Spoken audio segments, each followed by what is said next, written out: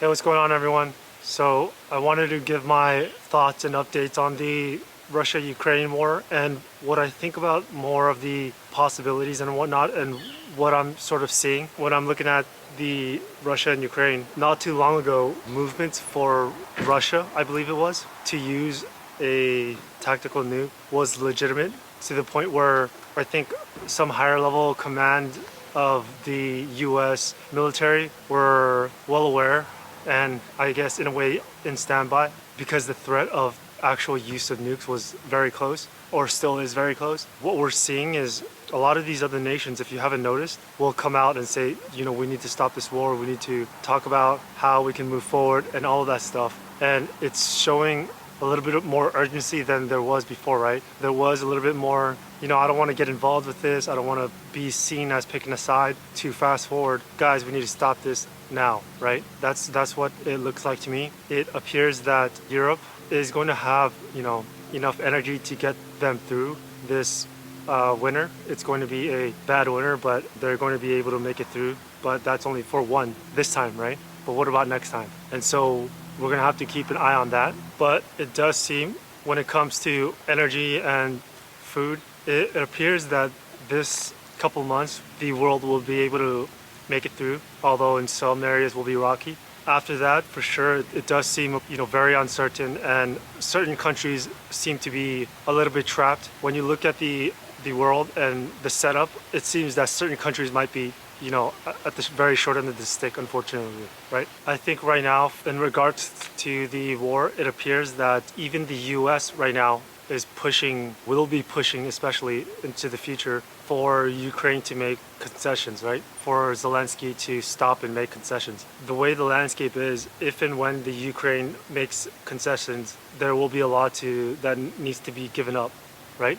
This is very interesting dynamic, because you're going to have non-Ukrainians, basically what I'm saying is Poland, that they do not want to concede anything, right? This is a very interesting dynamic where you will have parts of the West say, you need to make concessions, we need to stop this war right now. But what you're going to have is these other areas around Ukraine, like a Poland, Baltics, maybe a little bit more Central European countries that are going to say, we don't want to concede, right? And that they don't want to negotiate anything. But that's obviously because, looking into the past, once conflict happened in that region, it was much more Russians would go up to Poland, right? And actually through Poland. But, whether that's in their intentions or not, that's up for debate. That's some of the very interesting dynamics that we are looking at, right? Countries that are around Ukraine that may not want to stop the war. I'm also noticing very interesting things where it seems the landscape of geopolitics is, everybody knew that it can change, allies can change, all of that stuff, right? Friends and enemies, enemies and friends, but never did one, think that it could be this quick, right? Germany, and I'm not saying that Germany is going to be enemies with the US or any of that stuff. It's just that, as we've seen with the pipeline, that is a direct attack on, let's say, German infrastructure. But this German infrastructure is not some freeway, right? It's direct energy the people need to survive. That sort of an attack is basically an attack on a population survival, right? And so we don't know how this is going to play out, the dynamics and the relationship, but it is for certain the relationship between US and UK and Germany, I think, it's not going to be as easy as a lot of people think. The BRICS network is expanding, right? And I believe it was Saudi Arabia that is looking to join BRICS. Now, when you look at the BRICS expansion map, what you'll find is basically a majority of the nations that I think in the future countries would have a strong interest in, right? These are nations that I think historically did not present an interest to, let's say, the United States or the West. But basically, if you look at the mineral map of Africa or the food and agricultural production of Latin America, there will be value, right? They are all in that BRICS nations. There's a map that you should be able to find. And so that'll help you visualize exactly how the relationships might work out, right? And so if you see the footprint of this map, a lot of it is, there are parts in East Hemisphere, West Hemisphere, the global North, the global South. And it's interesting because if you have other nations that are vested into this BRICS nations network, you are unable to sort of muscle some of these nations to say, you know what, you're either with us or you're against us. That strategy, I think, into the future may not work as well, right? But the way I am looking at it is the multipolar world. There's two arguments in that. It is not going to be multipolar, it's going to stay unipolar. Another argument is it is going to be multipolar. I think it is going to be multipolar, or the bridge is going to be multipolar at the end of it later on. Who knows for sure, right? I think the World Economic Forum has an idea or vision of the sort of world that they want. It doesn't seem that multipolar, but we'll see. I have suggested that if we are going into a much more cyberpunk world, a much more anarchic world, a multipolar spheres of influence might be the ones that we see because of control or stability retainment, right? The government's reach and power, if not falling, is being matched by other terror organizations, criminal groups throughout different countries. If you have a terror or a criminal group in one country, maybe that's okay for the government to handle.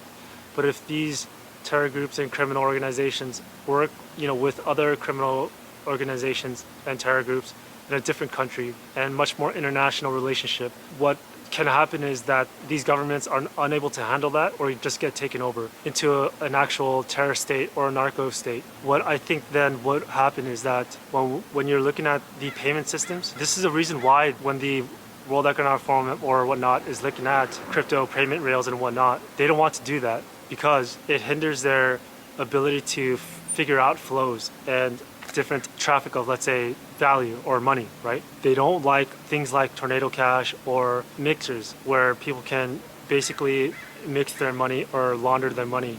But basically, this is the reason why when we're looking at these mixers or Tornado Cash, privacy money or privacy coins, non-trackable ones, this is the reason why that likely it probably will not be allowed, right? And I think those are the ones that are going to be much more targeted, faster, much more quicker, right?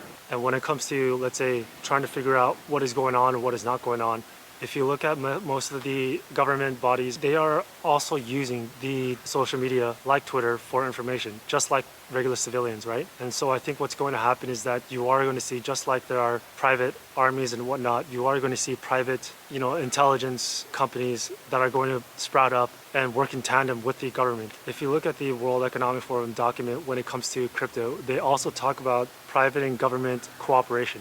And I don't think that's just regarding monetary and fiscal policy. I think it is also regarding security, right, in the future. And so we're seeing that with the private contractors when it comes to war, right? And I think that's also going to be true for information, cybersecurity. I mean, if you look at Virginia, there's a reason why that Virginia suburb, DC suburb, is the richest. So we'll have to wait and see how that unfolds and evolves. If that's true, if that's more of the world where what a lot of the government used to do, some of it or a lot more of it will begin to be more and more private. And so when I look at the Russia and Ukraine conflict, I am seeing much tethers. I'm seeing much more water falling out of a cup, going into another cup, filling that up, water coming out of that cup and going down like a tower, right? I'm looking at this war that's going to have a few more dominoes, right? And it's not just this one war in that region. It's the beginning of much more greater issues that are going to be in play, and it will have a lot of different effects in different areas that we didn't think, right? And I think that this is just the beginning of it. And as time goes on, a little bit by little bit, people will be able to understand that that is what is happening right now, and it is not just a conflict in that region, right? And if you take a look back, that regional conflict, people would argue happened in 2014. And so it's just this one greater period of a different world, a transition that's happening. Keep that in mind and make sure that you want to be extra careful, extra prepared, and very extra aware, especially regarding information. With that said, good luck.